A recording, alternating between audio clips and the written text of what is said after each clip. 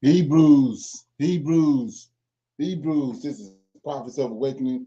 This is our Women's Advanced Bible Study Night, the 14th of December, 2023.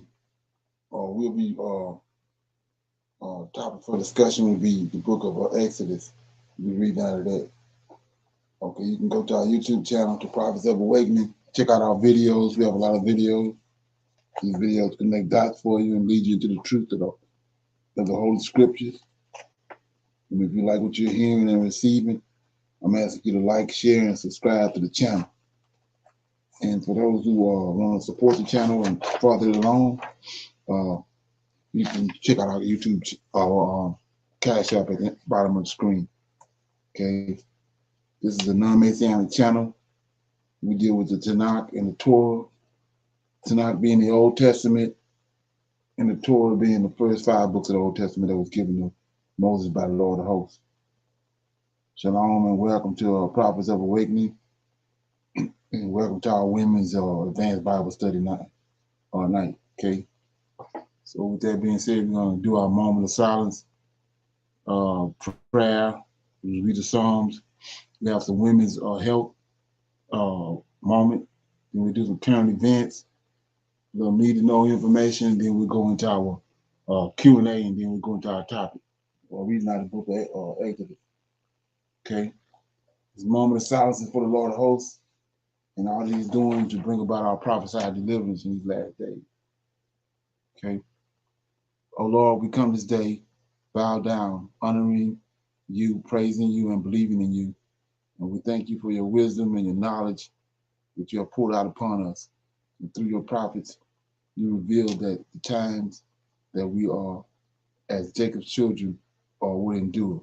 Keep us, O Lord, guide us and deliver us. We see you now within the Holy Scriptures, O Lord, and we trust you with all our heart and with all our soul. And keep not that silence, but shine forth upon our enemies with your great power and your great glory. Peace be unto you. Okay, so with that being said, we're going to read the Psalms. Shalom. Sister Joyce, you mind reading a psalm? Sister Cheryl is having issues with connecting.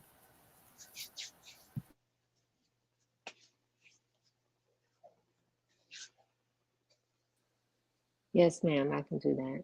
Thank you so much. I'll be reading Psalm 61. Psalm 61. Hear my cry, O Lord, attend unto my prayer.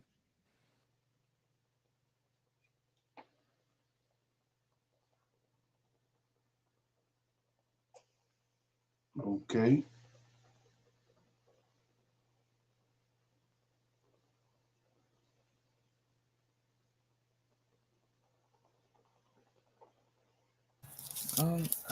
That was Psalm 61 she was reading.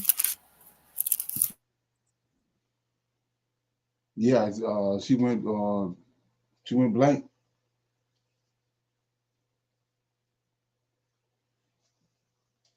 Okay. You want me to read it? Shalom.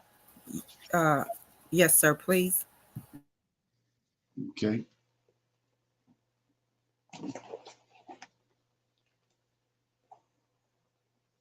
Okay.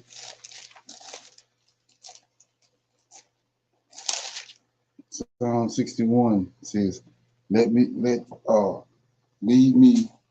to the rock that is higher. Okay, hear my cry, O Lord, attend unto my prayer. From the ends of the earth will I cry unto thee. When my heart is overwhelmed, lead me to the rock that is higher than I. For thou hast been a shelter for me and a strong tower from the enemy. I will abide in thy tabernacle forever. I will trust in the coverts of thy wings. Selah, thou, O God, hast heard my vow. Thou hast given me the heritage of those that fear thy name. Thou wilt prolong the king's life and his years as many generations.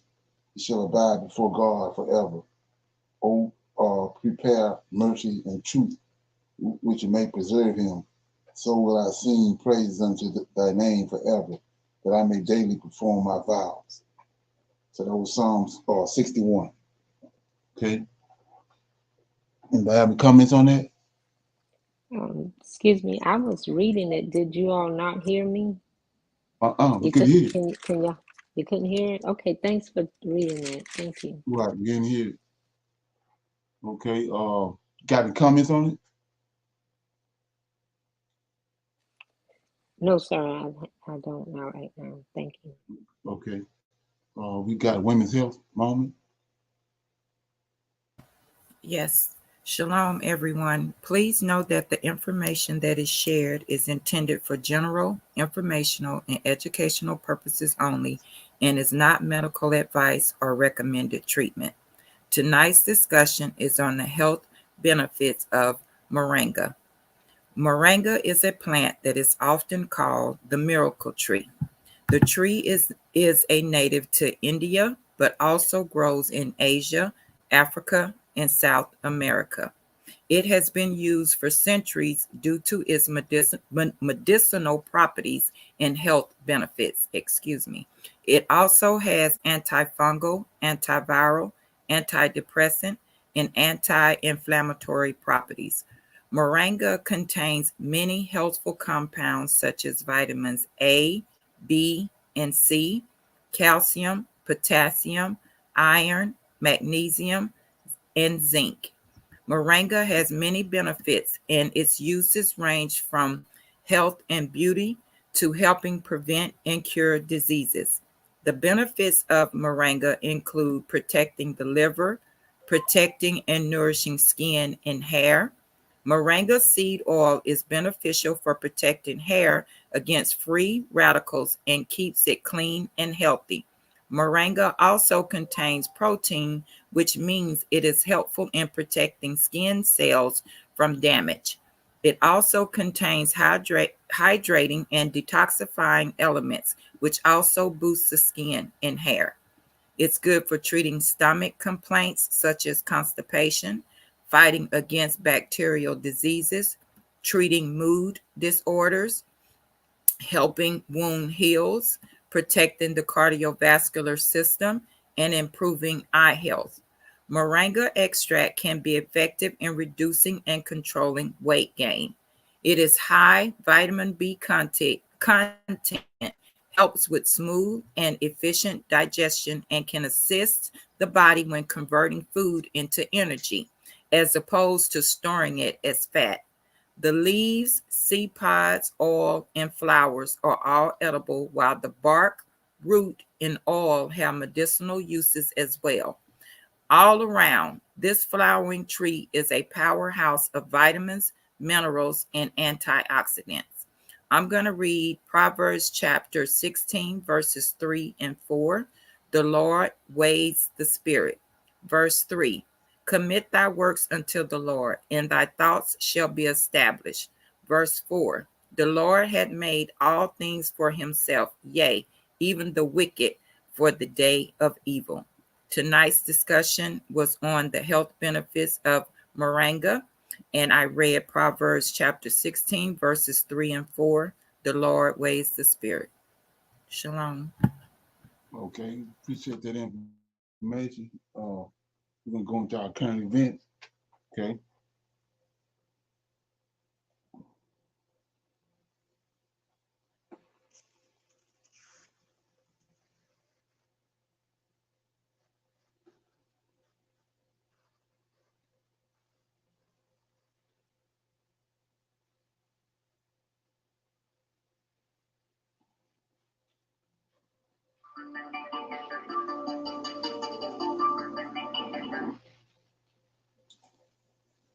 Hello and welcome back to the channel. Well, it is time to say goodbye to Joe Biden, apparently. Now, we don't know what the outcome is going to be, but from the looks of things, he's losing a lot of support. He's losing it fast. Black Democrats are bailing on bedtime Biden and joining Republicans. From the looks of things, some are saying he has already lost. If they have anything to do with it, he's already lost. I want you all to take a look at a video clip that shows some people very, very upset, Black people. And some other groups are in there as well, but they're very upset. They're like, look, we're done with you, man. We're done. You are finished. Take a look at this video clip. And of course, you know, I will be right back. Voters in Chicago are threatening to ruin the party. This is about our people demanding the resources. Just as you're giving these people, these newcomers who are walking into this area, you take a new group of people that have paid no taxes, can't vote, and you put them in front of the voters. We're going to show you how we feel about the Democratic candidate. If you think you're going to have a peaceful Democratic You got to do something with the camera. Say to them. The Republican Party isn't responsible for persuading Black Americans to see the truth. We're not that effective. The Biden administration's complete failure did it. And you know what happens when someone you love lets you down? It hurts that much more. We are done with the Democratic Party. We're done with the and show us what they think about the Black community all over this country. And so we're standing here today to say, okay, if that's what it is, we ready. We don't have to support the Democratic Party. We don't have to continue to support people who are not going to support us. It doesn't matter anymore which party we go with. But I'll tell you this, I'd rather deal with the snake that's outfit himself of the Republican Party than the snake that's covered up in the Democratic Party. We are announcing that President Biden has lost the 2024 election. We are not powerless as American Muslims. We are powerful. We don't only have the money, but we have the actual votes. And we will use that vote to save this nation from itself. I'm here to tell you, Mr. Biden, that on behalf of the Michigan Muslim community, we will not be voting for you either in the primary or in the general election. I will work day and night to ensure that those voters who abandoned Biden this election. Abandoned Biden? All over the country. Muslim Americans are chanting, "Genocide Joe, Genocide Joe." Blood red paint splattered all over the White House. It was just weeks ago, young Democrats were assaulting the DNC headquarters. Remember these young voters? They were Bernie bros, and they held their nose and voted for Biden. But Biden broke the deal, never paid off their student loans, destroyed the dollar, and got us roped into 2 proxy wars. You're going to see a number of angry factions converge on Chicago during the Democratic National Convention this summer, at a time when Biden's nomination isn't a sure thing. Can you imagine the superdelegates screwing around and nominating a white male San Francisco liberal, Gavin Newsom, in a smoke-filled room while Kamala Harris paces frantically outside? Too bad they defunded the police, because they're going to need them at the convention. Okay, y'all, I'm just going to give y'all my honest take on this, and I stand behind what I say. I've been saying the same thing for years. Democrat, Republican, same thing. Never in the history of this country has this system, Republican or Democrat, done anything to improve the situation of so-called Black people. Statistics have shown that Black people have not only not progressed, but they have stayed stagnant or even worse off compared to other groups. And so it pains me to see our people so hyped up about whether or not it's going to be Biden or some Republican in office, especially when our situations don't change. Our neighborhoods, if you look at certain Black neighborhoods, let's go back 30 years. Instead of them improving in 30 years, many of them have gone completely down the tank, flushed down the toilet. They've gone from bad to worse. It didn't matter whether it was a Republican or a Democrat in there. Now, I understand why people are up in arms over this dude on the screen here, because he has done absolutely nothing for the Black community, and in my opinion, for the country, period. It's the same thing if you go Republican or Democrat, either or. I feel like they are in office for the improvement of rich people. Now, some people are starting to see that. They're starting to see one way or another that with Republican or Democrat in office, regardless of whether you're black or white, that they are more in favor of rich people. A lot of people are starting to come to that conclusion because that is what's happening. But some people are still battling back and forth, trying to determine who's best for them, Democrats or Republicans, Democrats or Republicans. But specifically for the Black community, no one could really point to any real time that either has been good for us. We'll point at things like, oh, this one voted down homosexuality. Okay, so that's something that affects people of all racial groups. What does that have to do with the advancement of Black people, though? Right? No one can point to anything from Republicans or Democrats over the past 400 or 500 years that have been used to advance Black people. See, the thing is, we've settled for crumbs, so we're like, if anybody can just toss us some crumbs, we'll vote for you. Notice some of the people screaming call the Republicans snakes. They'd rather take their vote away from Biden and give it to a snake. Why make such an admission? I've maintained that our trust and our faith should always just simply stay with the Most High, period, across the board. Because I've stated this before as well, that Republican or Democrat, Biden or Trump or DeSantis or whoever is in office, none of them can stop biblical prophecy. That is what it boils down to. It sounds like one of the ladies said something about we can change something. And I said to myself, the only thing you can change is your life, your heart, because biblical prophecy is going to happen regardless to who is in office. You can hire Mickey Mouse or Donald Duck if you want to. Biblical prophecy will remain the same. Or should I say elect? You can even elect Fred Flintstone or Barney Rubble. Nothing and nobody is going to change biblical prophecy. Okay. Any comments on that?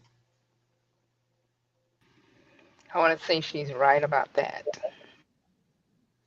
Okay. Shalom. I agree too. She started out with, being Democrat or Republican and, what can be done for the Black people to growth and development. But she ended up with the prophecy, which is the reality. And I agree with, this is everything is happening because it's supposed to be happening. And the things that you have to wake up to, is more important than some other things. Okay. Anybody else? Yes, sir. Shalom. She is correct. And I think, there's a lot of us that's still out there that's running to the polls to vote that has no understanding or even concerned about the prophecies, right? So when Joe Biden, was elected, if you guys remember, he really thanked, the African Americans, for, delivering him the victory, right? And he said, now it's my time to turn that victory back to you, right? For voting me in.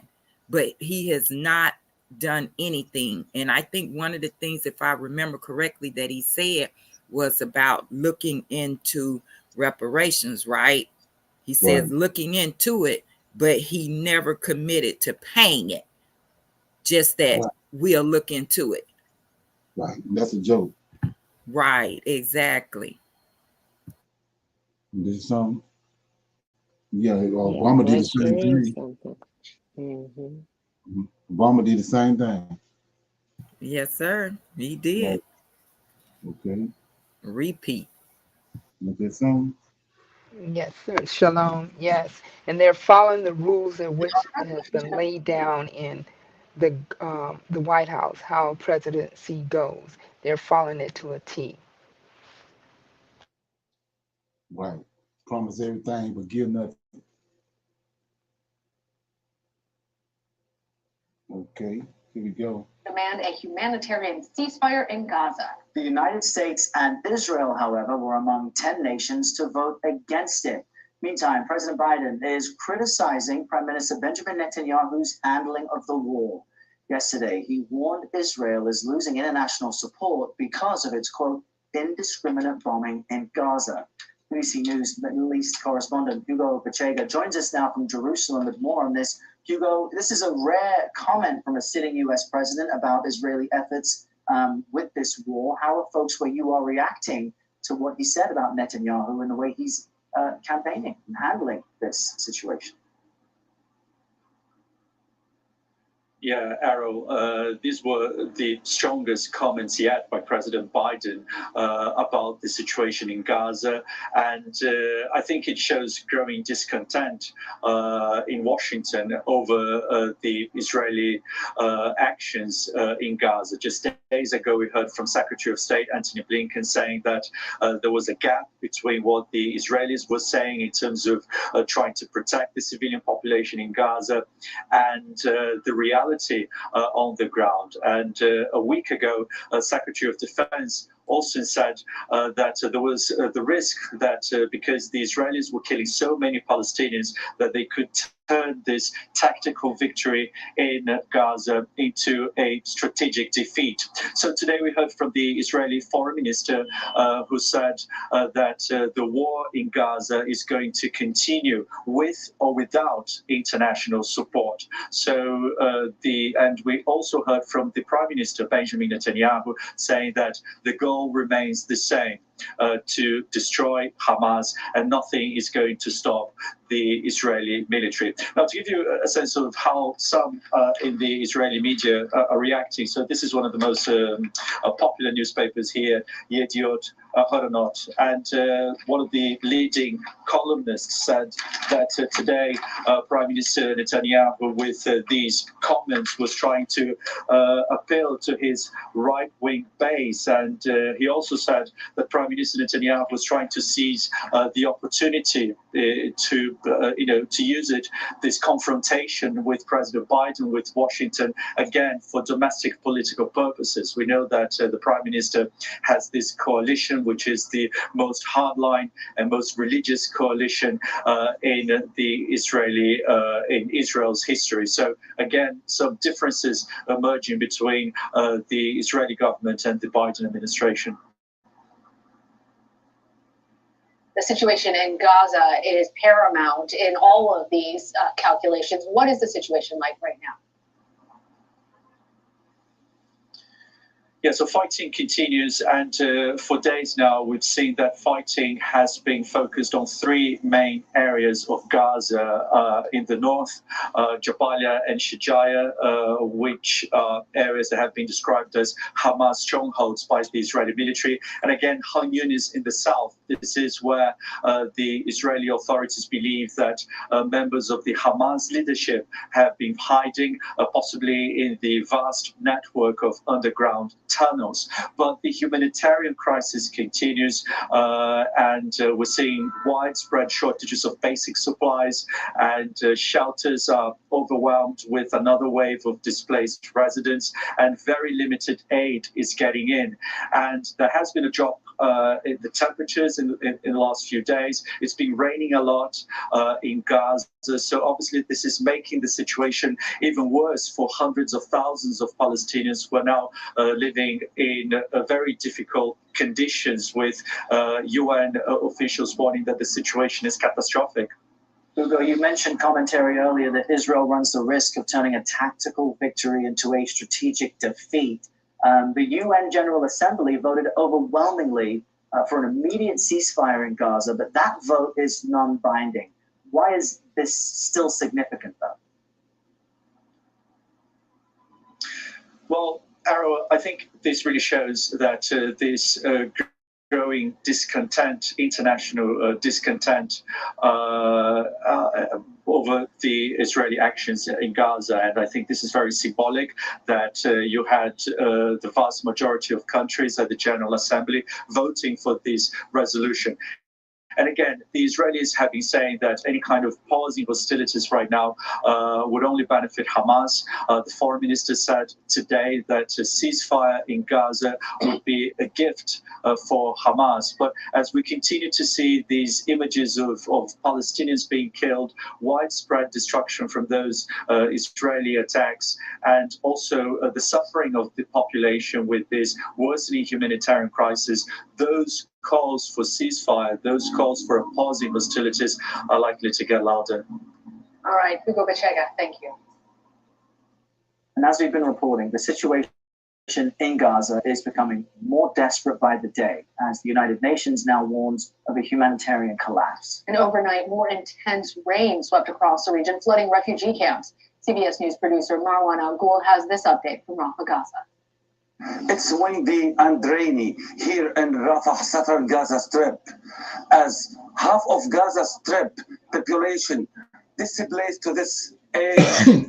They spent a very miserable life last night under the sky and under rainy weather, which is very cold and terrible for the people who live in. Okay, any comments on that? Shalom. Wow, that's in the plans and in the work, but Netanyahu wants to make that area resort, and those Saudis is right behind them, which are the Esau spirits, and they know they're trying to take that land from them people. That's why he's saying he's going to keep fighting until they all gone. Right. Right, under the guise of a terror attack. Is that something? It's the same thing they did with the 9/11. Okay. Yes, sir. And then you say why Biden went over there and kissed that princess ring, just like they did do with the Pope. You know why? Okay. Anybody else? I believe because they still have control over the United States, and he's just showed without saying they're still bowing down to the controllers. He's still bowing down. They're still letting them lead, and they're behind the curtain, and Biden, the U.S., the West is doing their act, but they know what's really going on. Right. Okay. Okay, with that being said, we got a little need to know information right here. We talked about this several times and see what's going on with it. Why do so many cultures have the striking similarities between ancient mythologies? Why do so many cultures have gods that are part human, part animal? And what about the giants and hybrid creatures that fill the pages of these ancient stories? Well, there might just be a connection that ties all these fascinating stories together, rooted in ancient texts and religious scriptures. Today, we're diving deep into the intriguing world of fallen angels, mythical creatures, and ancient gods to uncover the secrets hidden in plain sight. The mysteries of our ancient past are often buried in religious texts and cryptic scriptures. Let's turn our attention to the ancient text known as the Book of Giants, an apocryphal Jewish book expanding on the narrative detailed in the Book of Enoch. In this text, we encounter a shocking revelation where fallen angels went beyond their realms and began committing sins against various entities of nature. It's written, and they began to sin against birds and beasts and reptiles and fish. The extent of their sins wasn't limited to just mixing with different species. They began corrupting the very essence of nature. However, The intriguing part comes when these actions are put side by side with the biblical account of corruption in the book of Genesis. The Bible tells us in Genesis chapter 6 verses 11 and 12, "The earth also was corrupt before God, and the earth was filled with violence. And God looked upon the earth, and behold, it was corrupt, for all flesh had corrupted his way upon the earth." This vivid depiction of a corrupted earth filled with violence seems to parallel the chaotic world that resulted from the unnatural acts committed by the fallen angels, as described in the Book of Giants. Could it be that the ancient scriptures were documenting the same cataclysmic events, but from different perspectives? The connections are there, waiting for us to piece them together. With these ancient texts in hand, let's embark on a journey through time and myth to explore the stunning parallels between these religious narratives and the world of mythology. These mythologies, sprawling across civilizations, often depict gods and beings that are eerily similar to the hybrids and crossbreeds we just discussed. These mythical beings are often depicted as rulers or gods in their respective cultures. Starting off with ancient Egypt, the pantheon is filled with gods that have both human and animal features, often symbolizing the amalgamation of human intellect and animalistic strength. Take Anubis, for example, a god with a human body and a jackal's head. The existence of such hybrid deities in Egyptian mythology echoes the unnatural unions and crossbreeding described in the Book of Giants. Similarly, Greek mythology is rich with hybrid creatures and gods that resemble the fallen angels' corruptions. The centaur, a half-human, half-horse creature, or the minotaur, a monstrous blend of a bull and a human, both reflect the blending of species. These creatures weren't merely monsters, they were integral to the Greek mythos, often serving as obstacles or guides for heroes on their quests. Babylonian mythology, too, has its share of hybrid gods and creatures. For instance, the Lamassu, a protective deity, is depicted as a winged lion or bull with a human head. The Sirush, a dragon-like creature, has a long neck, reptilian body, and eagle's feet. These creatures, like their Greek and Egyptian counterparts, are reminiscent of the hybrids and crossbreeds spawned by the fallen angels as mentioned in the Book of Giants. But the connection goes beyond mere physical similarities. These mythological beings were often considered gods or divine rulers, holding significant sway over the ancient civilizations they were part of. The fallen angels, as per the Book of Giants and the Book of Enoch, sought to corrupt and rule over the earth. Much like these mythological gods, were the Greek centaurs, Egyptian Anubis, or Babylonian Lamassu remnants of the fallen angels' attempts to create gods in their own image, as narrated in the ancient texts? Could it be possible that these mythological beings were not just figments of imagination, but actual rulers of ancient civilizations, as the fallen angels desired to be?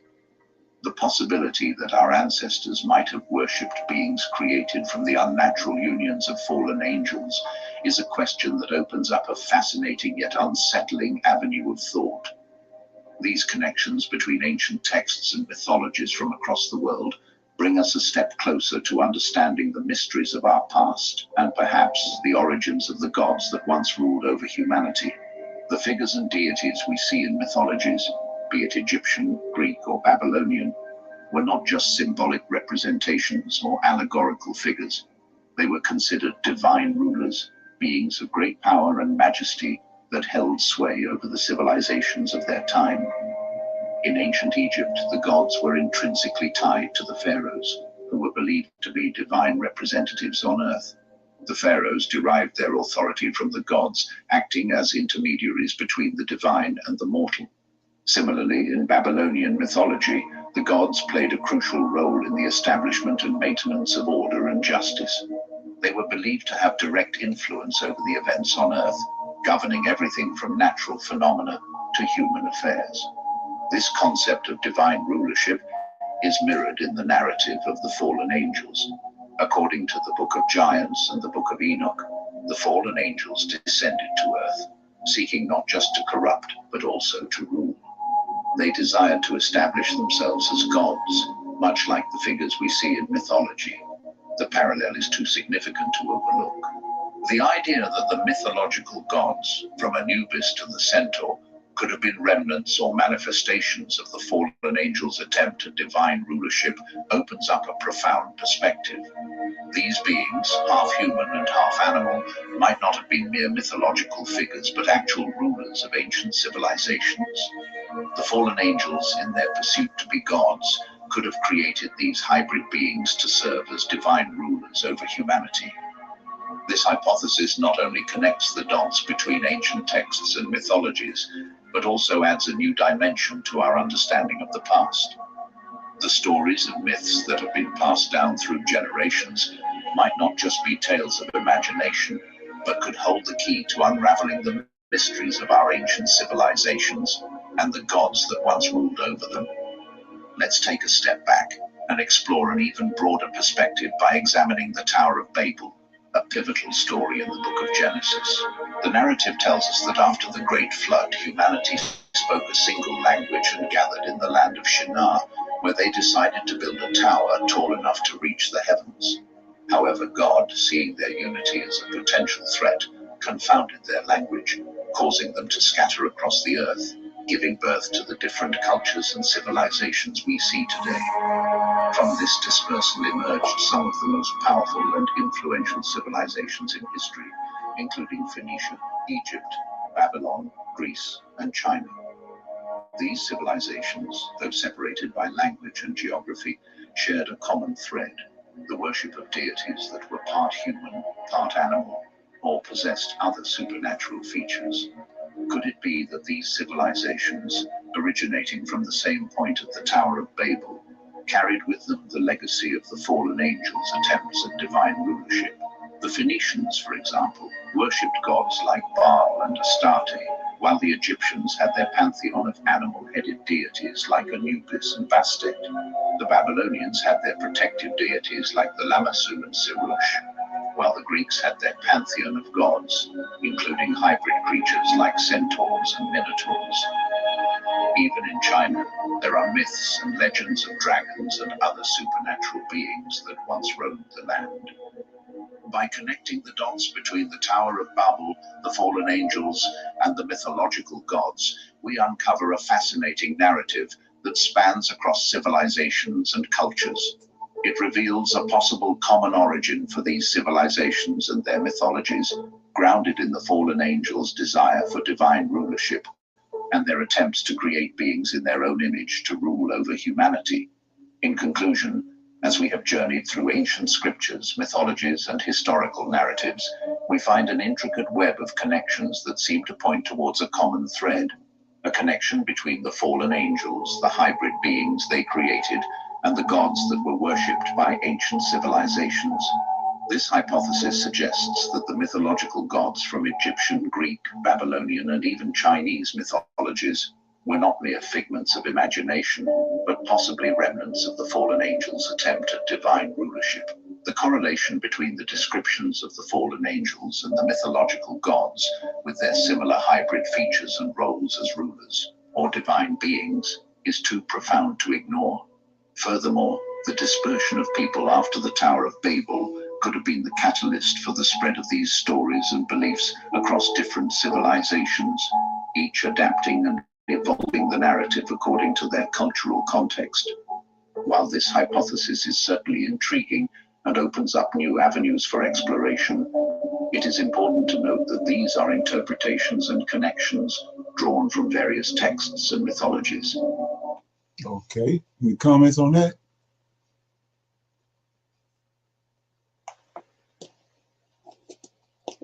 Okay. Everybody good? Shalom. Okay.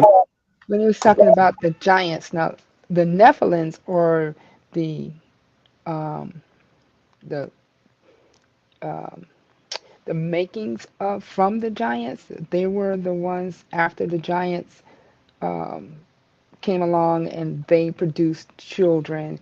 They became the Nephilims, or how does that go? The Nephilim are the giant. Okay, so the Tower of Babel, they helped with building it. How did that go? I mean, because they were saying that they got so bored down here, the giants did, that they started eating the people that were here on Earth. And the Nephilims were upset that their grandfathers, or however saying, could not go, the fallen angels could not go back to heaven, that they wanted to build the tower to get there. And they don't specifically say how long it took or if giants actually helped build it. Well, when you look at the story, you incorporate what was told to us by Enoch. Uh, those fallen angels came down and they started sleeping with women, and they started getting giants because of the DNA. It's called giantism. You get giant. They were so tall because it was those the side effects from an angelic being DNA being mixed with human DNA. So it's getting these giants. Okay, but not only did they do that, they started crossing over, and they started having intimate relationships with animals. So they had these giants that had animal features, also had human features and all that. So that's why they eating people. They got animal characteristics in them too. They got animal DNA in them. Like they were sleeping with elephants and bears and gorillas and all that. Those carnivores type animals that eat their predators. So quite naturally, when those beings or creatures were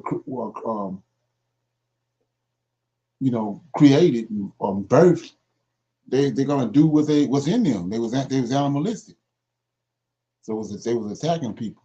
And I kind of talked about that before, but you got the Ojo, it's a race of giants, and the Ojo was the ones that had animal features.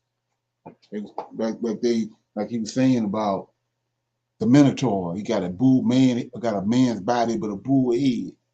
Then you had some with horse bodies and man head. I mean, yeah, man's upper body and the horse's or giraffe or whatever lower body. And that was because of what those fallen angels was doing.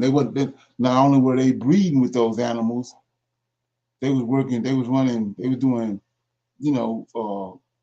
because of their intellect and what they knew, they was doing, they was doing mixing DNA, even with plants. It was crossbreeding everything and mixing it all up. And a lot of people don't know the ramifications of that and the extent of it. When they start talking about Atlantis and Lemuria and those cities, that's what they was doing. Even when you go to and look at you got a book called Lamech of Cain, Book of Cain, and it's talking about the city that was built by Enoch, the city of Enoch, the city of Enoch. Those were going on.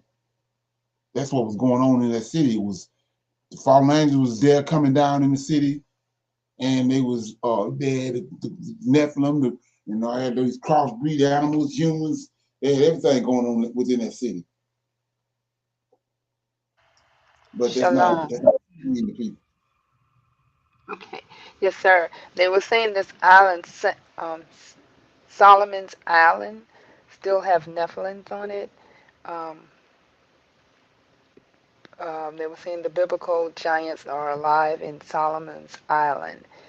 Um, Right. yeah, so they thinking people don't believe it. They think it's again a myth that things like this actually happen because of the New Testament doesn't really speak of that. So they've been brainwashed to not to believe that those actually happened, and it's not just the you know figment of someone's imagination to make books and have things like that done. But I believe if you can't make something appear if you haven't seen it before. Right. Exactly. Anybody else? Yeah. So what the understanding of the Tower of Babel is when the flood came by the angels and by the Creator to kill off those hybrid seeds of giants. Flood was what it drowned all those predominantly, most of those giants. It drowned them. So uh when you go to the book of Enoch, he says that he sent Enoch to tell them they was all gathered together in a certain place, and they wanted Enoch, somebody to go up and petition the Creator and petition Yahweh or the Lord of Hosts to get him another chance, right? And to let their children live, the giants. But he told Enoch to tell them no, because that's you left a perfect place and came down and did what you did. So that was the purpose of him creating hell, Guyana, whatever you want to call it. So, and that's where he put them at. And then so that's why scriptures say, or when they was killing those giants, it says those who go down into the pit, going down to Guyana, because that's what it was created for. But the purpose of the Tower of Babel was those people, which was remnants. Some of those were giants, remnant of giants, like Nimrod. He was part of it. They had a problem with the fact that uh, the God of heaven had uh, um, chain, put their fathers in chains, the fallen angels. They call themselves building a tower to where he was at to kill him, destroy him. They wanted to mount an attack on heaven. So like you said, they built. When you look at the I think it's in the book of Enoch when they got up to a certain point where the tower and they started shooting arrows up into the clouds as if they was going to slay the angels and slay the Creator and all that. But anyway, those arrows, they was shooting them and they was coming back down and killing the people on the ground. But the purpose of it was they wanted to kill the Creator that was behind uh, putting their fathers in chains and destroying the giants with the flood. That was the purpose of the Tower of Babel. Building it. That was the purpose of them building it. Okay. Yes, sir. Thank you. Okay. So we're gonna go into some Q&A. Anybody have any questions or comments? Anything they want to talk about? They came across something they heard they want to talk about it. Shalom, everyone. Brother Leonard, last week I think it was you talked about the wife of Ham, right? And Okay. for us to do a little research on that, right? To try to connect some dots. So we found a little bit of information, but not enough, which was in the book of Jubilees, chapter 7. Okay. Starting with verse 13. And I don't want to butcher her name, but her Right. name is spelled Neelatama, right? UK, right? And then it Okay. says, it mentions Japheth's wife and Shem's wife, and it says that they built cities and named them after their wives. And we was doing some research and digging on that, but could not connect the dots where these cities were or whatever. And a red flag to me was they was saying that Shem's wife was Asian. Right. Exactly. Right. And so I did find a couple of videos on that, but it was just really saying what was already in Jubilees. It really didn't, connect any dots for me. But just wanted to bring that up to you to see if you can connect some dots to us, on that. chapter 7 and the mentioning of their wives. And we know that a lot of it is not true. And I found another book, The Oracles, right, which mentions it also, but then with doing some research on that, it says that these oracles was at one time preserved at Rome. So you can't go off of that either. I started reading it, but I haven't finished it. So just want to see what type of information they have in there also. Well, first of all, when you see that when the Pharaoh had the dream of the seven uh, cows coming in, seven lean cows and seven fat cows. He had saw 7 ears of corn, and then he had saw 7 dried up ears of corn. And so when you look at that, you go back and he said he wanted to understand the dream. So like we said, it's 2 different types of knowledge. So he went to the sorcerers, necromancers, and all them. That's where oracles come from. That's Gotcha. Okay. paganism. So when you hear that, you already know that's not the knowledge from the Most High. So that lets you know where that's coming from. And Okay. so he said that they told him about Joseph, the baker. He said it's a man that was in over us in prison, that he had the spirit of the gods, the angels in him. That he can he told told me my faith down to the T. So we can do it for you too. So they brought Joseph in. So that's 2 different types of knowledge. And then we see in Babylon, that's what was going on in Babylon when you read when the Lord of Hosts is talking to Daniel, and when he's talking to Jeremiah, he told him, go to Babylon, build houses and all that, but don't fall down and start worshiping their gods and all that, because they had sorcery and witchcraft, all that stuff going on. We had these the video we were just watching. They had all these different types of abominable or beings there from where the fallen angels had crossbred them and bred with them and all that. They had all that going on in Babylon. So when you if anybody ever seen the movie the this 300, you they got all those funny looking creatures, funny looking men in that movie for the reason they going off of the history of it and the records they got, the information they know. That's why they have all that in the movies, and that's what was Yes, going on in Babylon. Was that I say, yeah, I saw like the mutants. yeah? Others wouldn't connect with the mutant ones, and they had like one eye or 4 eyes or Exactly. whatever. Yeah. And that's what was going on. Then another thing too is Game of Thrones. If you ever watch that, it's on Netflix. Where they got it's 7 different kingdoms, but one of the kingdoms is called the Ice Kingdom, and it's set apart away from everybody else. It's a wall, big old wall up there. And what's behind it is those mutants, giants, and all different type of from what the fallen angels had did, and their ice wall was built to keep them out, just like they say was it the Great Wall of China.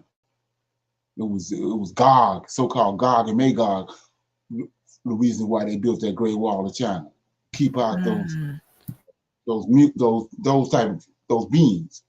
those types of all that like I said, they automatically they're gonna eat you because they got animal, part animal in them.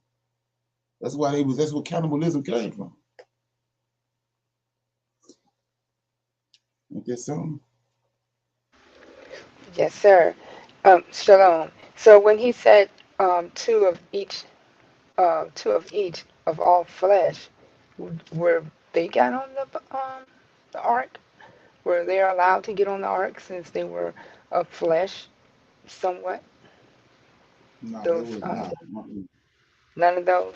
Okay. No, no. I wouldn't say so. All he says that, and like I was saying, And I just read it too, and I think it's in Jasher, but and people they limited or what they reading, they limited to what's been told them, and they don't look not looking at what it said. He says, when the flood came, it killed everything, and all you have to do is think about it. It killed everything on dry land. So whatever was in the water, it didn't kill it. And then you go back and listen to the stories that people saying, they're like Dagon, he's a fish god.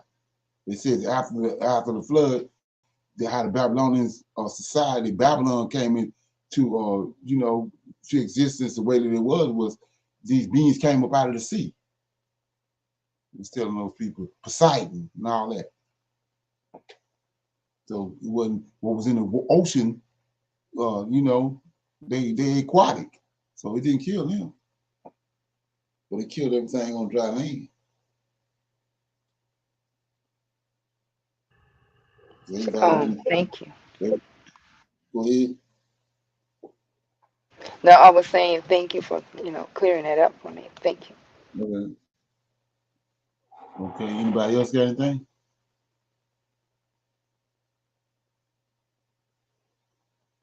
Okay. Yeah. So I thought this is pretty interesting too. This is uh trumpets. People starting to hear trumpets all over the place.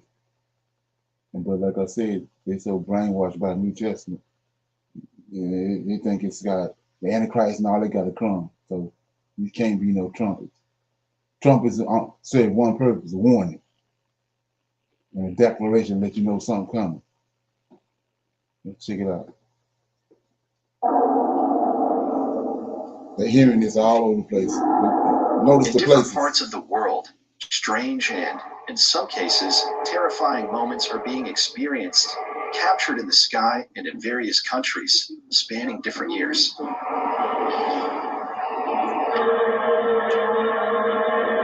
we are about to hear in this video is a compilation of various sky sounds heard in Russia, China, the United States, Latin American countries, as well as in Spain, the United Kingdom, Turkey, and several others. Judge for yourself what we'll see next. Judgment.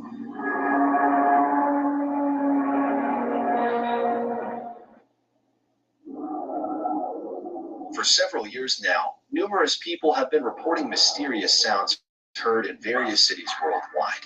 One of them has caused perplexing strangeness and has captured people's attention.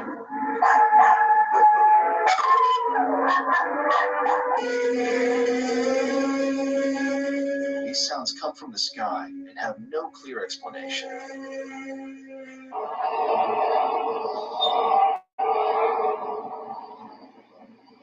The bewilderment grows as these are not uniform sounds and don't seem to come from the earth itself. Is that son?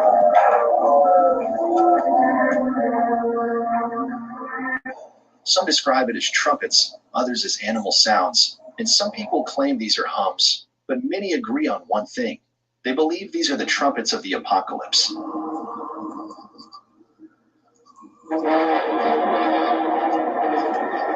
These sounds manage to send shivers down the spine, creating a mix of intrigue and fear.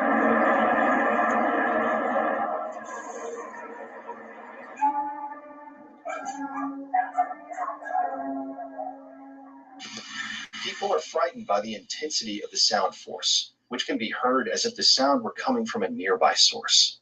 However, when they go outside to check, there is nothing. They are completely bewildered when they can't find the source of the sound. Okay. Anybody else heard anything about that? Seen any videos on that? Shalom. I was looking at something like that when they was talking about big horn, little horn, and then I went into the YouTubes to look at horn sounds, and Okay. they were saying the um, unearthly sounds terrifying the world. Something happened in Israel, and I was like, whoa, that sounds, creepy. And then my mind went to when they came out and said that all the phones will have an alarm sound to it. So Right. I was wondering if they was, once they know a sound is coming up or heard a sound, they would alert the phone so you can be distracted. That came to my head when I was looking at that YouTube clip. Okay. Is that song? Yes, Anybody sir. else? Okay. Yeah. Okay. So, yeah, I thought I would share that with everybody. You might want to do some research on it. I don't know. But, like I said, we'll be reading out of the book of Exodus. What I was planning on doing and try to put it as part of the classes in the future was, uh, get different people to read. We try to read like 3 or 4 chapters, but pick somebody to read a chapter and somebody else read a chapter. Split the chapters up. Anybody willing to read chapter 1 of Exodus? Shalom. Yes, sir. Okay, then we'll break it down after we finish reading. Then we go to the next chapter. Okay. Israel in Egypt. Now these are the names of the children of Israel, which came into Egypt. Every man in his household came with Jacob: Reuben, Simon, Levi, and Judah; Issachar, Zebulun, and Benjamin; Dan, Naphtali, Gad, and Asher. And all the souls that came out of the loins of Jacob were 70 souls, for Joseph was in Egypt already. And Joseph died, and all his brethren, and all that generation. And the children of Israel were fruitful and increased abundantly, and multiplied, and waxed exceeding mighty, and the land was filled with them. Now there arose up a new king over Egypt, which knew not Joseph. And he said unto his people, Behold, the people of children of Israel are more and mightier than we. Verse 10. Come on, let us deal wisely with them, lest they multiply, and it come to pass that when they are fallen out of any war, they join also unto our enemies and fight against us, and so get them out of the land. Therefore they did set over them taskmasters to afflict them with their burdens, and they built for Pharaoh treasure cities, Pithom and Ramses. Verse 12.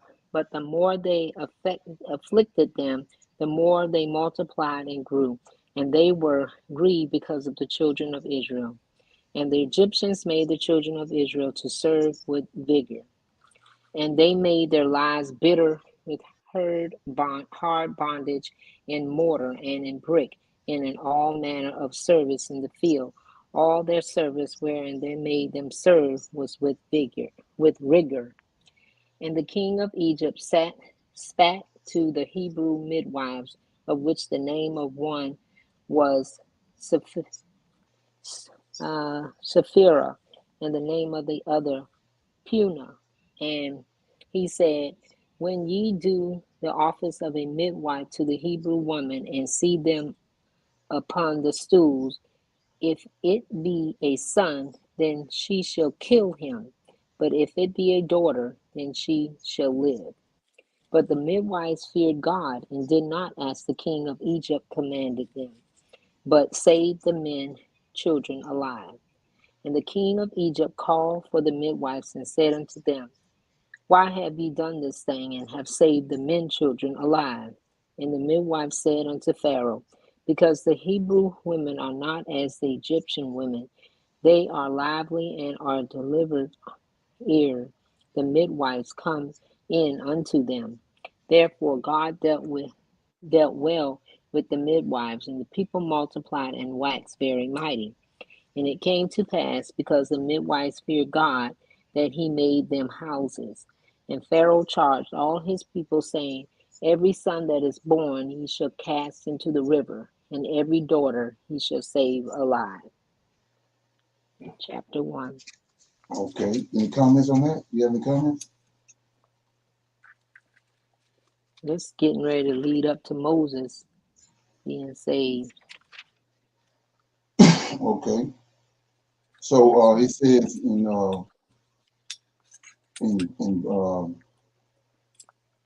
verse 6, it says, and Joseph died and his brethren and all that generation. So that's 12 sons, original sons, they died of the generation. Then 7, and the children of Israel were fruitful and increased abundantly and multiplied and waxed exceedingly mighty, and the land was filled with them. So why you think this that was put in the Most High had the prophet to write that in there? Yeah. Anybody comment on that? It seems like the Egyptian women, they didn't want them to have the boys more, so that the boys would be plentiful. The girls could be, because the boys were the kings. So if they didn't have many boys, then they didn't have many to, usually the firstborn is follows after the son. I meant the father. But I'm just guessing at that, why Right. the Egyptians wanted the boys killed and not the girls. But the Hebrew women said that they rejoice in their children, and the boy is good. So, Okay. Shalom. In 7, I'm thinking that because the Israelites are his children, so he said, I can't remember what first, but every time they get killed, they will multiply. So he know that he wanted them on the earth. So he's not going to let them be to extinguished. Because if the more boys get killed, then it's hard to produce a real, we'll say, a bloodline of Israelites. So they have to keep the boys, the, the boys alive. So they're going to keep multiplying because they want the heir or the DNA to continue to keep going. You, you know, that's what I get out of number Okay. 7. Okay. Anybody else got any comments on it? Yeah. So we go to Genesis chapter 12, and when he called Abraham, he says, "Now the Lord has said," just chapter 12 and 1, Genesis 12 and 1, and the Lord has said unto Abram, "Get thee out of thy country and from thy kindred and from thy father's house unto a land that I will show thee." Then here you go right here. "And I will make thee a great nation, and I will bless thee, and I will make thy name great, and thou shalt be a blessing. And I will bless them that bless thee, and I shall curse him that curses thee, and in thee shall all the families of the earth be blessed." So we just told Abraham right here he's gonna multiply his seed. So when you go back, when you get over here, you can see the prophecies taking place. So contrary to what the Egyptians trying to do, he got prophecies on Abraham. He got promises with Abraham, Isaac, and Jacob. He told both of them that he was going to multiply them, right? Yes, sir. So that's what he's doing right there in 7. It says, even though their generation, Joseph, them had died, it's Abraham, Isaac, and Jacob. So Jacob's seed, 12 sons had died, but the prophecy and the promises that he made with them, he said 7, and the children of Israel were fruitful. That's what he told them. That's what he just told Abraham. I'm gonna make you fruitful. And you'll see you're gonna expand. So contrary to what they doing, he's keeping the promises and increase abundantly and multiply and wax exceedingly mighty, and the land will be filled with them. That's what he told them. So he's doing what he told. So and we see it again uh, in 10. "Come, let us deal with them wisely, lest they multiply and it come to pass." See that? Come to pass. So when they say that, it's a prophecy pertaining to the coming to pass.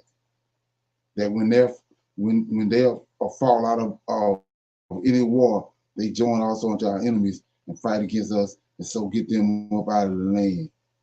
Therefore did they set over them taskmasters and afflict them with their burdens, and they built for the Pharaoh treasure cities, Python and Ramesses. Then here you go. This is the Lord of hosts right here. But the more they afflicted them, the more they multiplied and grew because of the prophecy. See that? So something else I want to shine light on before I go to chapter 2. It says, and Egyptians made the children of Israel to serve with rigor, and they made their lives bitter with hard bondage in mortar and in brick and in all manner of service in the field. All their service wherein they made them serve was with rigor. So go to Genesis 15. Like I said, you can see this. This is what he's talking about. He's not talking about no 400 years. So he's telling Abraham, 15 and 11. And when the fowls came down upon the carcasses, Abraham drove them away. And when the sun was going down, the deep sleep fell upon Abraham, and lo, a horror, great darkness fell. That's what he saw. But what I just read is what Abraham saw. 13. And he said unto Abraham, more surely thy seed shall be a stranger in a land that is not theirs, and shall serve them, and they shall afflict them. We just read all that. 400 years. And also that nation whom they shall serve will I judge, and afterward they shall come out with great substance. That's Egypt all day long. It's not talking about no 400 over here in America. Abraham alive, right after Abraham died, prophecy came to pass. Okay. Any comment? No, sir. Okay. Okay, so and like I said before, you gotta understand this powers and principalities. We see that in Daniel chapter 10. This angelic, the earth was divided up by these fallen angels. Lord of hosts got Mount Zion, him and his other 6 angels occupied Mount Zion, but those other regions, fallen angels over them. So the fallen angel over the Egyptians. So he the one telling them to kill the male child. That's where the seed coming from. Okay. So we got chapter 2. Somebody want to read that? Any volunteers? Yes, sir. Shalom. Chapter 2, Moses hidden. Chapter 2, verse 1. And there went a man of the house of Levi, and took to wife a daughter of Levi. And the woman conceived and bare a son. And when she saw him, that he was a goodly child, she hid him 3 months. And when she could not longer hide him, she took for him an ark of bulrushes, and dabbed it with slime and with pitch, and put the child therein, and she laid it in the flags by the river brink. And his sister stood afar off, to wit what would be done to him. Verse 5. And the daughter of the Pharaoh came down to wash herself at the river, and her maidens walked along by the river's side. And when she saw the ark among the flags, she sent her maid to fetch it. And when she had opened it, she saw the child, and behold, the babe wept. And she had compassion on him, and said, this is one of the Hebrews' children.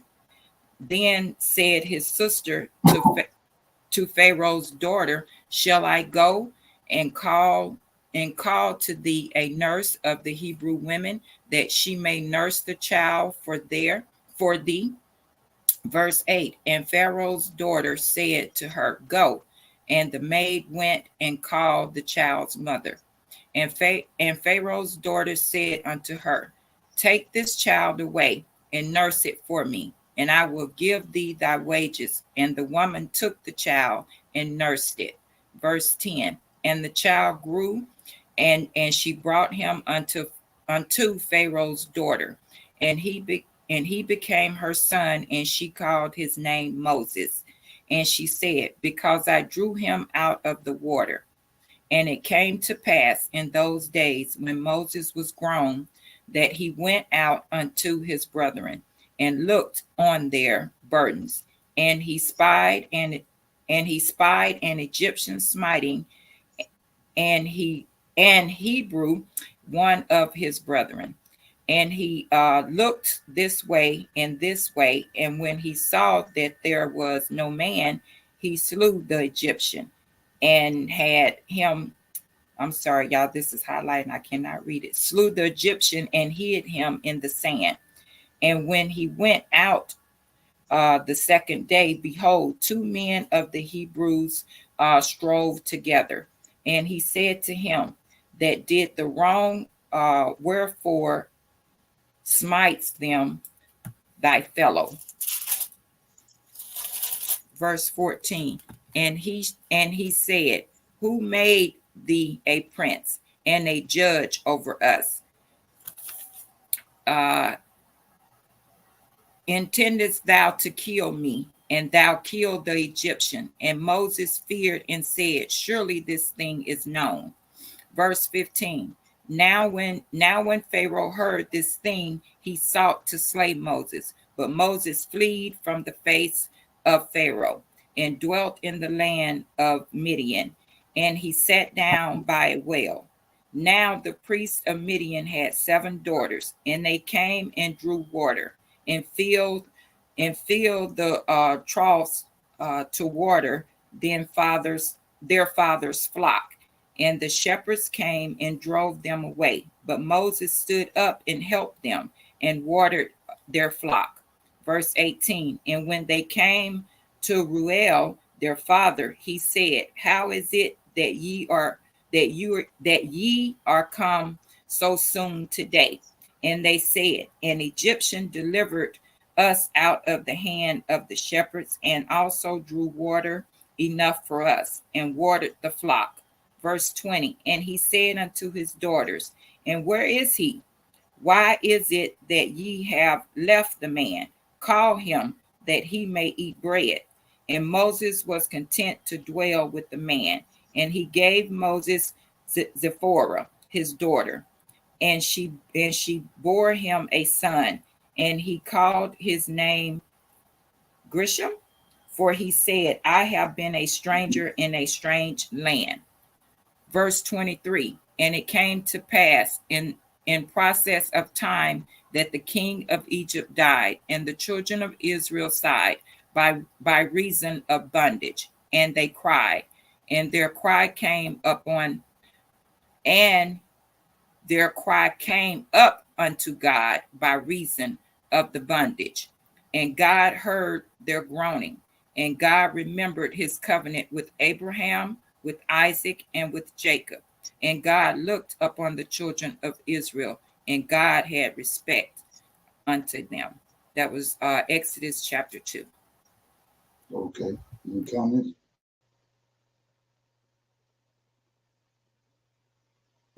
No, sir. Okay, so back again, like I said, I gotta continue to shine this light. It says over here, go back to Genesis 15, right? And it says, we're dealing with this 400 years again. It says, verse 11, Genesis 15:11. And when the fire came down upon the carcasses, Abraham drove them away. And when the sun was going down, these 3 fell upon Abraham, like Abram, who became Abraham, and lo, a horror of great darkness fell upon him. You gotta understand, he's looking at what's going to happen to them in Egypt. And he said unto Abraham, know surely that thy seed shall be a stranger. See that? Know for surety that thy seed shall be a stranger in a land that is not theirs, and shall serve them, and they shall afflict them 400 years. So now go back. Look what Abraham just said in verse 22, what you just read. It says, and she bore him a son. She bore Zipporah bore Moses a son, and he called his name Gershom, for he said, I have been a stranger in a strange land. Ain't that what he told Abraham? Yes, sir. Yes, Yes, sir. sir. There it is right there. Now, keep going. And it came to pass. What came to pass? Genesis 15. It came to pass in the process of time that the king of Egypt died and the children of Israel sighed by reason of the bondage. The bondage is in Genesis 15. And they cried.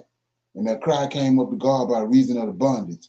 And God heard the groanings. And God remembered the covenant with Abraham. See that? Yes, sir.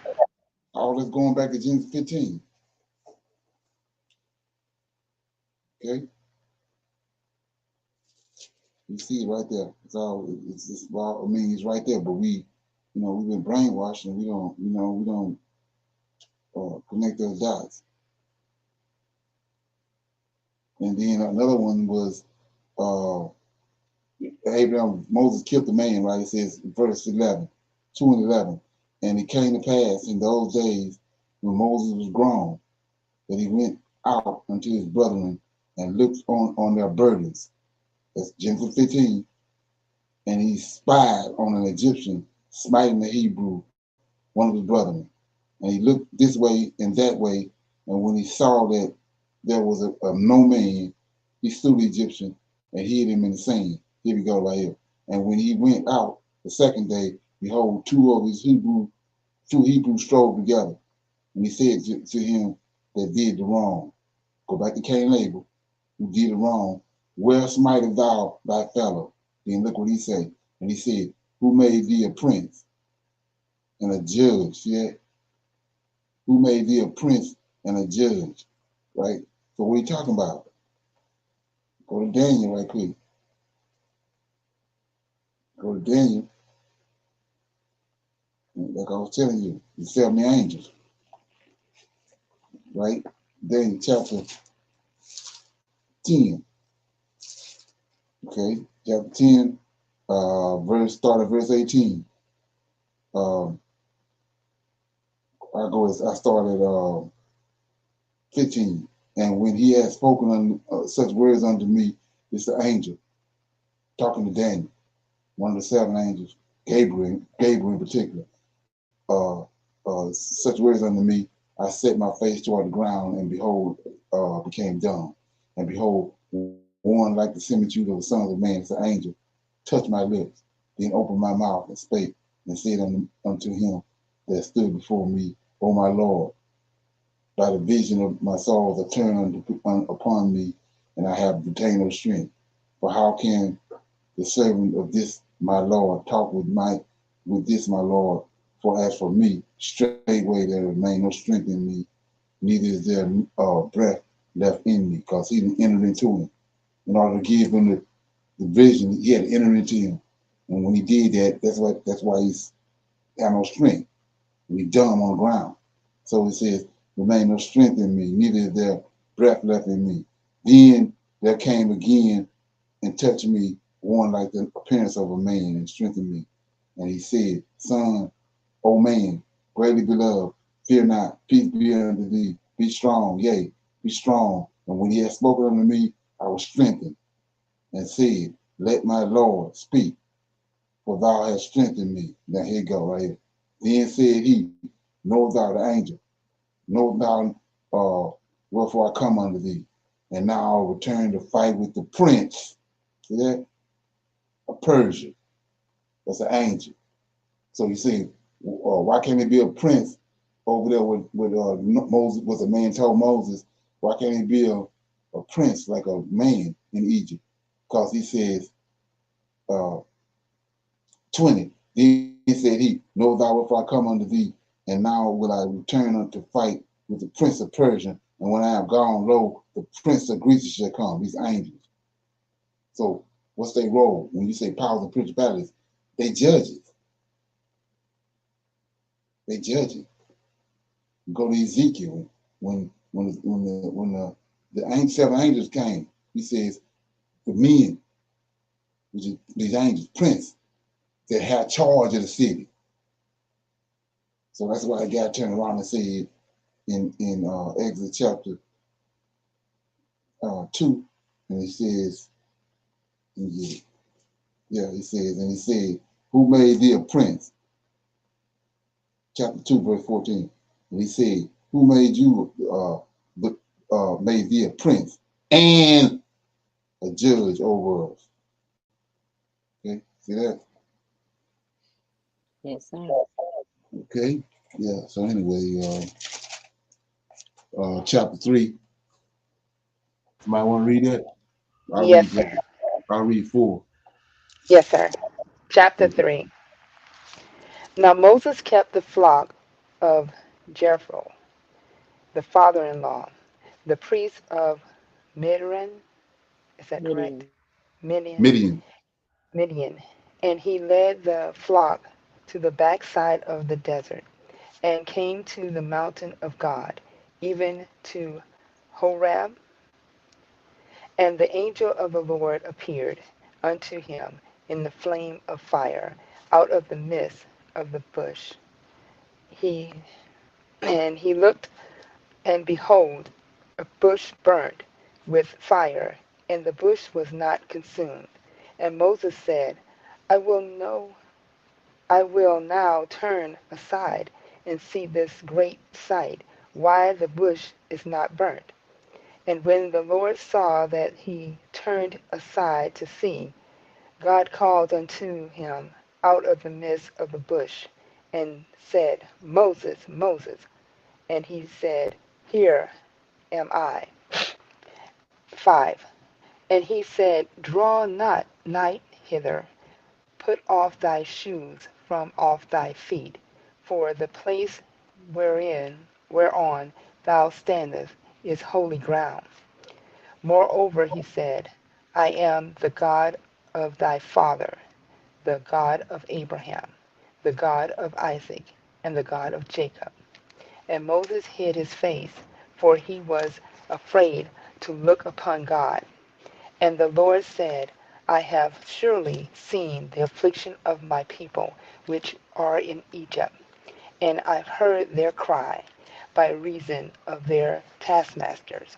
For I know their sorrows, and I am come down to deliver them out of the hands of the Egyptians, and to bring them out of their land unto good land, and a large unto a land flowing with milk and honey, unto the place of the Canaanites, and the Hittites, and the Amorites, and the Parasites. Nazarites. Right. Perizzites, and the Hi- Hivites, Hivites. Hivites, and the um, Jabinites, Jebusites. Jebusites. Jebusites. Now therefore, behold, the cry of the children of Israel is come unto me, and I have also seen the oppression within, wherein the Egyptians oppress them. Come now, therefore, I will send thee unto Pharaoh, that thou mayest bring forth my people, the children of Israel, out of Egypt. And Moses said unto God, Who am I, and I should go unto Pharaoh, and that I should bring forth the children of Israel out of Egypt. And he said, Certainly I will be with thee, and this shall be a token unto thee that I have sent thee. When thou hast brought forth the people out of Egypt, ye shall serve God upon this mountain. And Moses said unto God, Behold, when I come unto the children of Israel, and shall say unto them, The God of your father hath sent me unto you, and they shall say to me, What is your name? What shall I say unto them? And God said unto Moses, I am that I am. And he said, Thus shalt thou say unto the children of Israel, I am have sent me unto you. And God said moreover unto Moses, Thus shalt thou say unto the children of Israel, The Lord God of your fathers, the God of Abraham, the God of Isaac, and the God of Jacob, has sent me unto you. This is my name forever, and this is my memorial memorial unto the generations.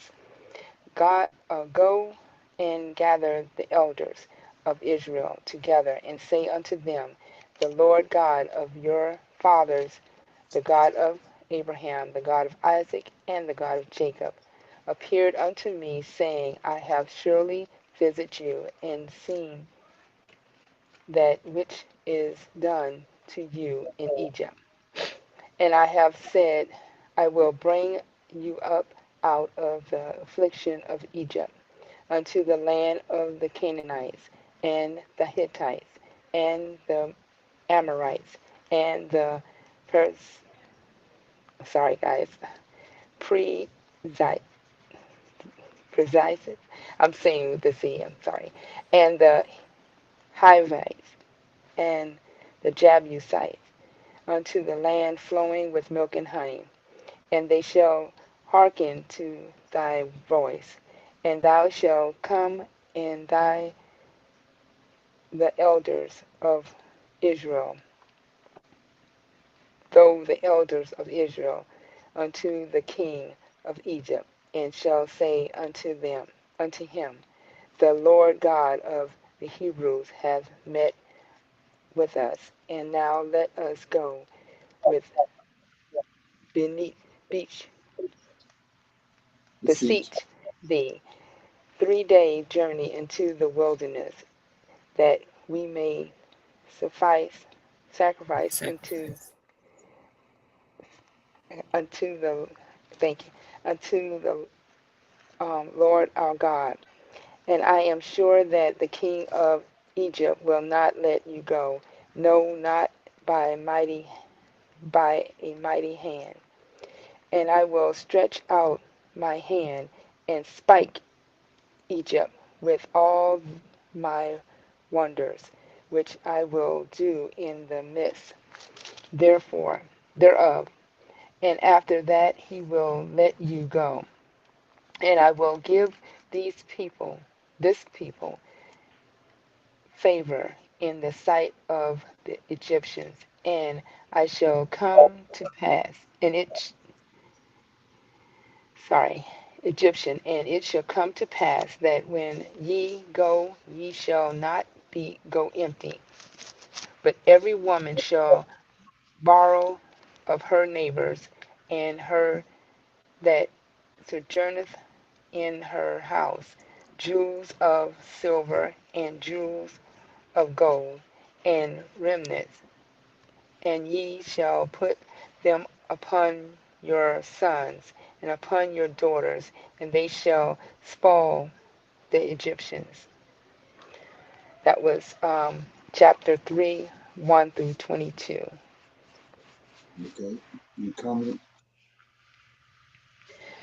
This right here, um, as I was reading this, what came to mind was the Ten Commandments and about Aaron and how they portrayed it. They didn't, by reading this, the way they made that movie, they had Aaron to come and tell him to come back to um, Egypt because of what Pharaoh was doing. And reading this, it showed, it gave a whole new perspective of what was really going on. Because being that um, Moses went up into the mountain and saw the fire burning bush, but it wasn't burnt. Um, that was his first encounter speaking with um, the Most High. Okay. And yes, so Okay. We always go into Isaiah chapter 3 about the daughters of Zion and all the stuff they had, and they how they had it caused them to be uh haughty. So we see right here in 22 where it came from. says, but every woman shall borrow from her neighbor, and her that is sojourning in her house, jewels of silver, jewels of gold, raiment. See that? And ye shall put them upon your sons and upon your daughters, and ye shall spoil Egyptians. So the very thing that he had caused them to get, they ended up coveting it to the point by the time you get to Isaiah, they beside themselves. See that? And then Yes, also, sir. okay, he said, That I haughty said, spirit got on them. right. So he says, 17, I says, I have said, I will bring you up out of the affliction of Egypt unto a land of the Canaanites, the Hivites, the Amorites, the Perizzites, the Hivites, uh, the Jebusites, unto a land flowing with milk and honey. Right here again, see that? He said, I'll bring you up out of the land of the Egyptians. So when it says in Isaiah, in Genesis 15, you're going to be in a land that's not yours. It's the Egyptians' land. See that? And it says, unto a land, it says, oh, I have said, I will bring you up out of affliction, out of Egypt, right? That's the Egyptians' land. Unto a land, this is the land they're going to, a land of the Canaanites, the Hittites, the Amorites, the Perizzites. So who is these people that he listed? Well, you go to Genesis 15. Remember what he told, what Noah told Shem, that Canaan is going to dwell in his tent, right? And Canaan going to be a servant to Shem, right? So go to Genesis 15. Genesis chapter 15.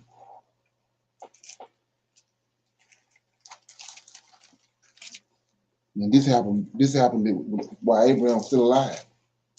So he says, he made a covenant with Abraham, right? He did verse 18. The Lord's covenant with Abraham. In the same day after Abraham had got circumcised, in the same day the Lord made a covenant with Abraham, saying, unto thee, unto thy seed, that's Israelites, that's in bondage in Egypt, have I given this land, right? The land of milk and honey is theirs. From the river of Egypt to the great river of Euphrates, they go the same people, all them same ones. These are Canaanites, same one. Amorites, Canaanites. So this is fulfilling the prophecy that they was going to be servants to Abraham, to Shem's seed. Abraham come out of Shem, so they servants. So look what it says. Also, what it says. Before I start reading verse 4, it says, uh, so 18. He says in 17, I have said to who? Abraham. I will bring you up out of the affliction of Egypt into the land of the Canaanites, the Hivites, the Amorites, the Perizzites, the Hivites, the Jebusites, unto a land flowing with milk and honey. This is the land right here that he gave Abraham, what I just read. 18. Now look what he says. Nation. He already gave them to Abraham. And they shall hearken to thy voice, because they already subject to them. You gave them to him when Abraham was alive. They left and went into captivity in Egypt. Now they coming back. They are coming back to their own land, and the people are already subject to them from what he done with Abraham.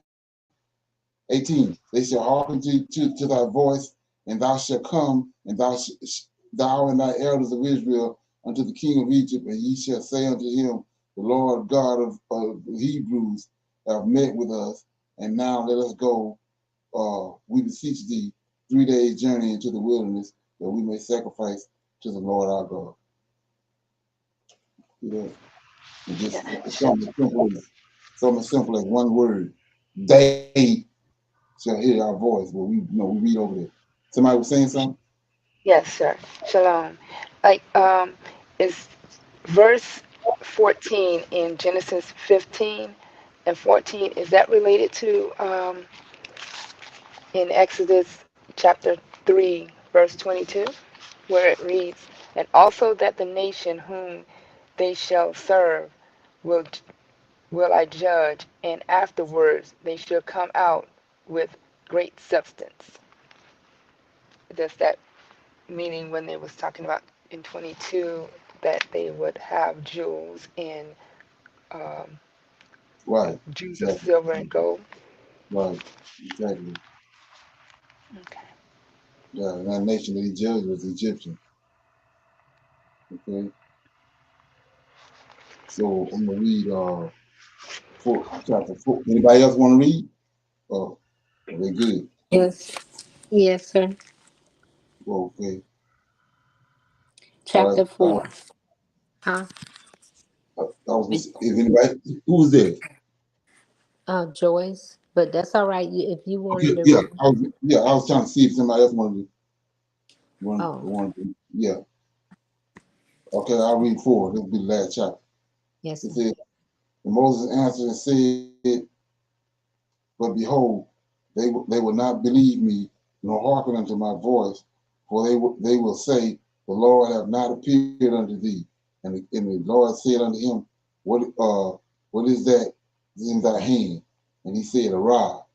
And he said, cast it on the ground. And he cast it on the ground, and it became a serpent.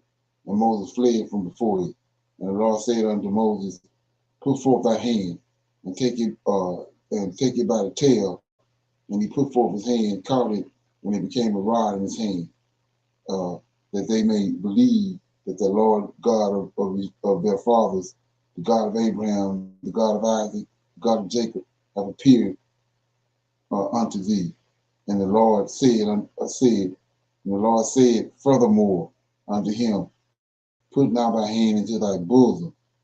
And he put his hand into his bosom, and when he took it out, behold, his hand was leprous as snow. And he said, put thy hand into thy bosom again. And he put his hand into his bosom again, plucked it out of his bosom, and behold, it was turned again into his other flesh. And it shall come to pass, if they will not believe thee, neither hearken to the voice of the first sign, that they will believe the voice of the latter sign. And it shall come to pass, if they will not believe also these two signs, neither hearken unto thy voice, that thou shalt take of the water of the river, and pour it out upon the dry land, and the water shall thou take out of the river shall become blood upon the dry land.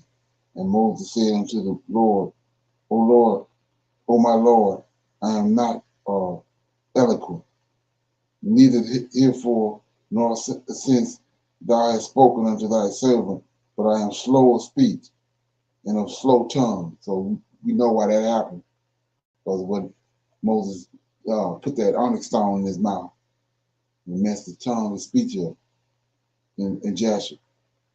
So 11, and the Lord said unto him, who have made man's mouth, or who maketh the dumb, or the deaf, or seeth, or the seeing, or the blind? Have not I the Lord?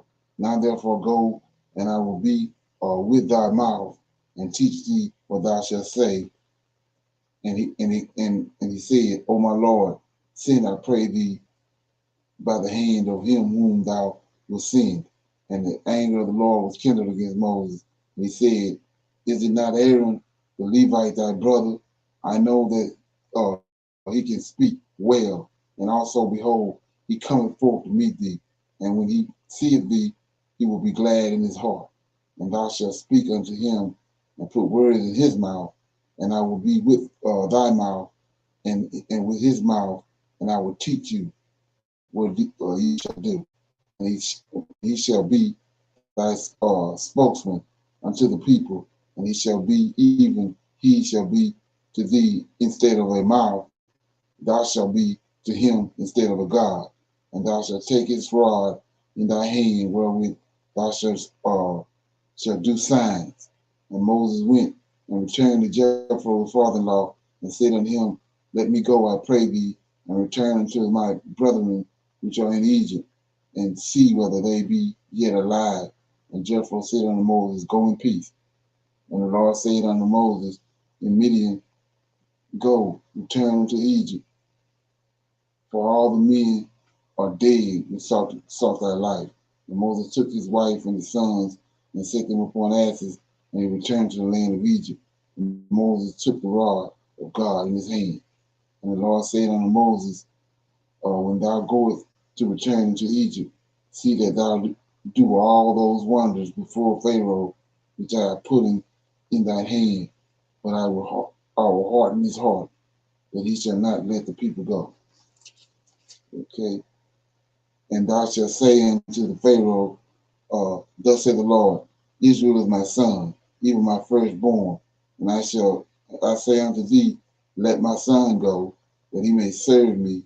And if thou refuse to let him go, behold, I will slay thy son, even thy firstborn. And it came to pass by the way in the end that the Lord met him and sought to kill him. Then Zipporah took a sharp knife and cut off the foreskin of her son and cast it at his feet and said, Surely a bloody husband art thou to me. And he let him go. Then she said, A bloody husband thou art, because of the circumcision. And the Lord said to Abram, Go into the wilderness to meet Moses. And he went and met him in the mount of God and kissed him. And Moses told Aaron all the words of the Lord who had sent him, and all the signs which he had commanded him. And Moses and Aaron went and gathered together all the elders of the children of Israel. And Aaron spake all the words which the Lord had spoken unto Moses, and did the signs in the sight of the people. And the people believed. And when they had heard that the Lord had visited the children of Israel, and he had looked upon their affliction, then they bowed their heads and worshiped. Okay. Anybody got any comments on that?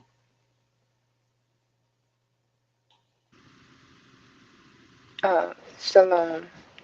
Uh, when you said about Moses, when he said that he was not a good speaker or anything like that, um, in chapter 2, when he fled from, I think it was 2, when he fled from them after killing, after they said he killed the man and buried him in the sand, they fought him and put this um, stuff in his mouth that made him unable to speak well. No, it's in the book of Joshua. We Yes, did no, it. yes, in the book of Jasher. I know they left that Right, part out. They left that right. part out of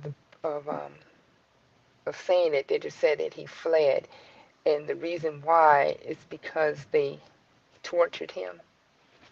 No. In the book of Joshua, when Moses was a child, right after his Pharaoh's daughter found him in the basket, she was raising him, and Moses was around all the princes and the Pharaoh, uh, and Moses was a little kid. Took the crown off of Pharaoh's head, put it on his head. So you got all these sorcerers and musicians and wizards around there.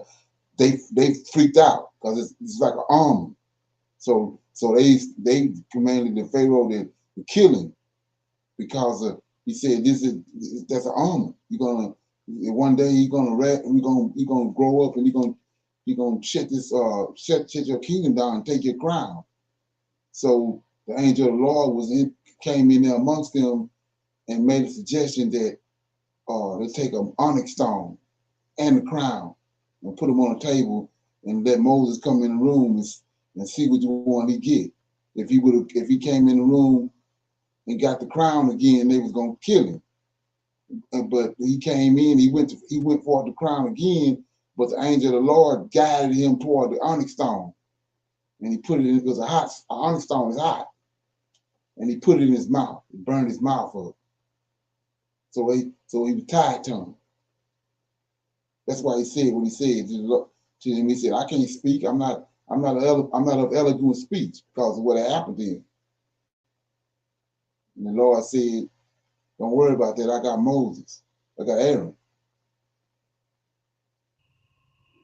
Yes, sir. So Right. did it doesn't say that he was aware that he was a Hebrew? Yeah, he knew he was a Hebrew. They took him to he No, had I his mean he was does Moses knew he was a Hebrew. yeah, he was raised by his mom and his Oh, sister. oh, okay. Right.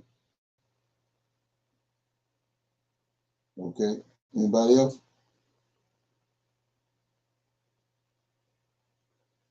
Okay. So with that being said, we're at the end of the study.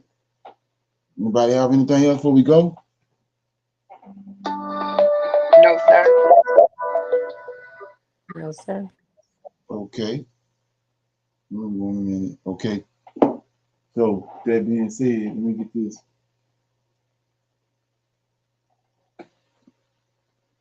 Okay, so we'll say shalom. Tomorrow we'll be on Clubhouse Bible study. I see everybody tomorrow. Shalom. Shalom, everyone. Shalom, shalom. Shalom. Shalom, everyone.